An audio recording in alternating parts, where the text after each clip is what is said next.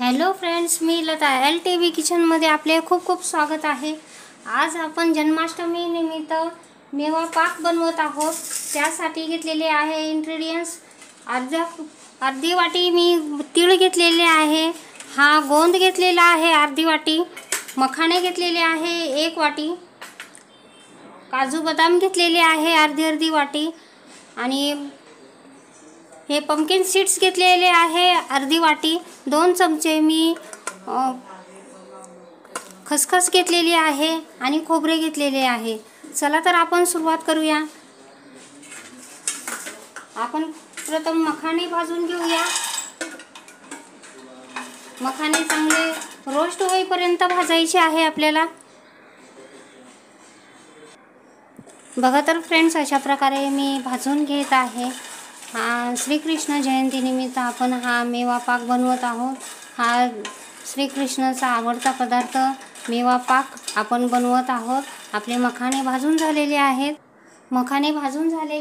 आता आपण सुके खोबरे भाजून घेत आहोत। मी एवढे 2 वाट्या सुके खोबरे घेतलेले आहे। आता हेही आपल्याला लो फ्लेमवर रोस्ट करायचे आहे। अशा प्रकारे आपण याला रोस्ट करून घेऊया। बघा तर फ्रेंड्स, अशा प्रकारे मी रोस्ट करून घेतले आहे। याचा रंग न बदलता आपण याला लो फ्लेमवर भाजून घेतलेले आहे। आता आपण याला काढून घेऊया। बघा तर फ्रेंड्स, आता आपण मगजबीज भाजत आहोत। आता यालाही लो फ्लेमवर रोस्ट करून घेऊया। अशा प्रकारे मी रोस्ट करून घेते। बघा तर फ्रेंड्स, आपले मगजबीजही तडकू लागलेले आहेत। आता आपण याला काढून घेऊया।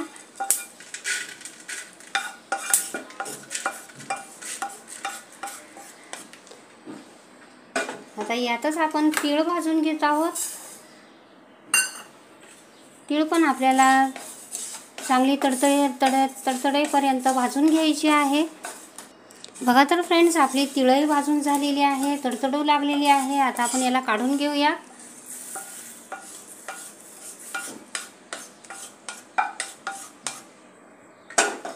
आता यात भाजणार आहोत आपण खसखस पण आपल्याला चांगली फुलून द्यायची आहे।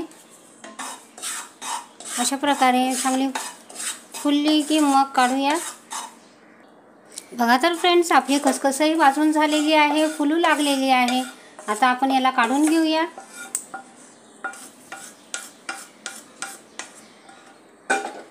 आता आपण काजू बदाम भाजून घेत आहोत। अशा प्रकारे आपण काजू बदामही भाजून घेऊया। बघा तर फ्रेंड्स, अशा प्रकारे आपण काजू बदाम भाजून घेत आहोत। हे चांगले रोस्ट झाले की मग याच्या क्रंचीपणा टिकून राहायला पाहिजे, म्हणजे आपल्या मेवा पाकला खूप स्वादिष्ट होतो। अशा प्रकारचा मेवा पाक आपण बनवणार आहोत, तर याला चांगले रोस्ट होऊन देऊयात। बघा तर फ्रेंड्स, काजू बदाम काढून घेतलेले आहेत। आता आपण याच्यामध्ये साजूक तूप घालून घेऊया। मी 2 चमचे साजूक तूप घातले आहे। आता हे चांगले आपण वितळवून घेऊ।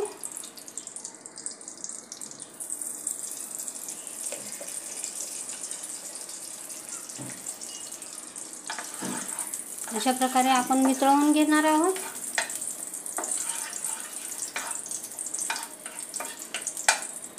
आता यामध्ये आपण हा डिंक घेतलेला आहे, डिंक यामध्ये भाजून घेऊया, तळून घेऊया चांगला फुलेपर्यंत। बघा तर फ्रेंड्स, आपला डिंक चांगला फुलून निघालेला आहे। आता आपण याला काढून घेऊया।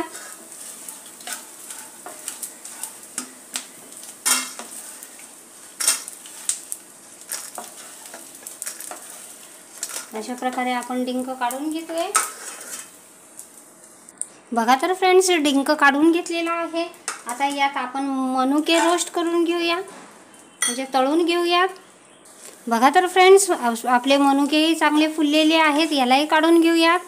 बघा तर फ्रेंड, पुन्हा आपण कढाई गॅसवर ठेवलेली आहे। त्यामध्ये 1 कप साखर घालत आहे आणि त्यामध्ये थोडेसे पाणी, साखर भिजेल इतकेच पाणी घालायचे आहे आपल्याला। पाक तयार करायचा आहे, तोही लो फ्लेमवरच करत आहोत। अशा प्रकारे आपण पाक तयार करून घेऊया। ही साखर विरघळवून घेऊया आणि त्याचा पाक तयार आपल्याला एक तार पण होऊन द्यायची नाही आहे, फक्त चिकटपणा होईल इतकीच पाक तयार करायचा आहे। आपण पाक तयार करून घेऊया।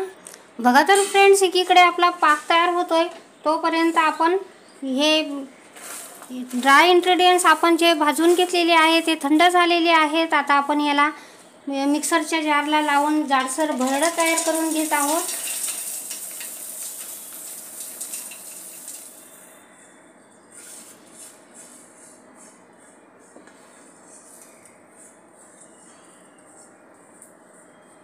अशा प्रकारे आता आपण जाडसर भरड करून घेऊया याची। बघा तर फ्रेंड्स, अशा प्रकारे आपला पाक तयार होत आहे, याची तार बनत नाही, तुटत आहे। अशा प्रकारचा आपल्याला पाक बनवायचा आहे, जास्त शिजवायचा नाही। तार जास्त आली तर आपला पाक घट्ट होईल आणि आपली बर्फी मेवा पाक व्यवस्थित होणार नाही। अशा प्रकारे आपण हा पाक तयार करून घेतलेला आहे। आता आपण गॅस बंद करतोय आणि यामध्ये हे सर्व इन्ग्रेडियंट्स घालून घेऊया। आता प्रथम आपण थोडंसं थंड होतोय तोपर्यंत याला क्रश करून घेऊया।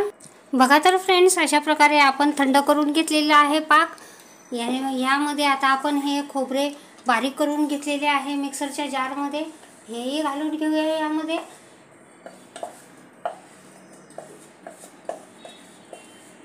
अशा प्रकारे मी काढून घेतलेले आहे। आता ह्यामध्ये हे आपण जाडसर भरड करून घेतलेले काजू, बदाम, मखाने, खसखस वगैरे हे सगळे आपण यामध्ये घालून घेत आहोत आणि यामध्येच आपण डिंकही घालून घेणार आहोत। डिंक मी हाताने वाटीने क्रश करून घेतलेला आहे, हाही घालून घेत आहे। अशा प्रकारे घालून घेतलेले आहे। यातच आपण मनुके घालत आहोत। आता हे सर्व मिक्स करून घेऊया।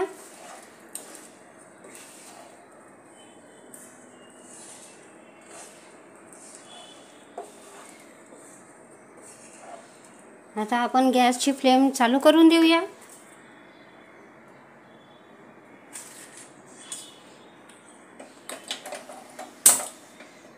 आणि लो फ्लेमवर आता याला आपल्याला घट्ट होईपर्यंत शिजवून घेऊया। अशा प्रकारे हे शिजवत आपण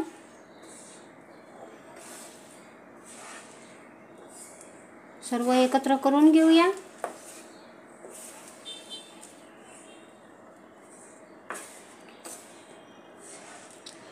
आपला गॅस लोच आहे।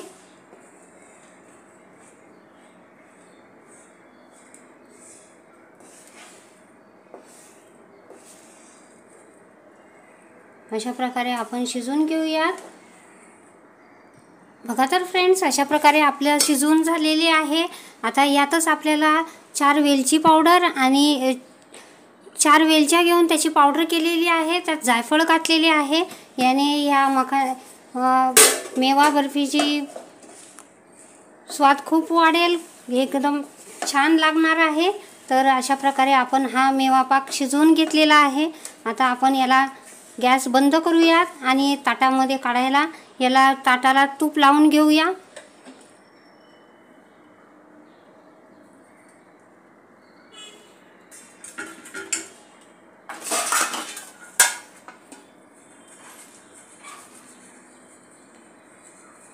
अशा प्रकारे आपण ताटाला तूप लावून घेतोय।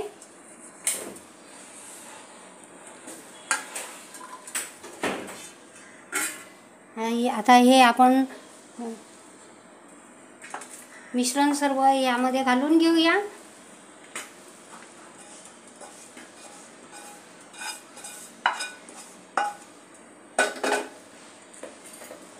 हे आता आपण सेट करूया, एकजीव करून घेऊया। एक ताटामध्ये फैलवून घेऊ आणि एका चमच्याच्या साहाय्याने आपण याला एकसार करून घेऊया। बघा तर फ्रेंड्स, असे एकसार करून घेतलेले आहे. आता आपण यामध्ये पिस्त्याचे काप घालत आहोत.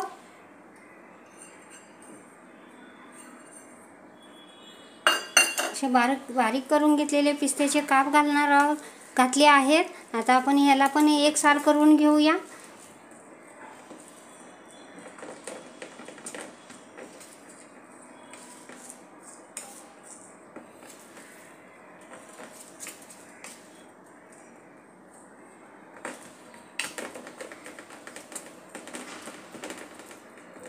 बघा तर फ्रेंड्स, आपला मेवा पाक तयार झालेला आहे. आता आपण याला थंड होण्यासाठी ठेवून देऊयात. बघा तर फ्रेंड्स, अशा प्रकारे आपला मेवा पाक तयार झालेला आहे. मी याला थोडेसे थंड झाल्यावर याला मी कापून अशा प्रकारे मी कापून घेतलेला आणि आता मी काढत आहे. आपला मेवा पाक खूप सुंदर झालेला आहे. अशा प्रकारे मी काढून घेत आहे.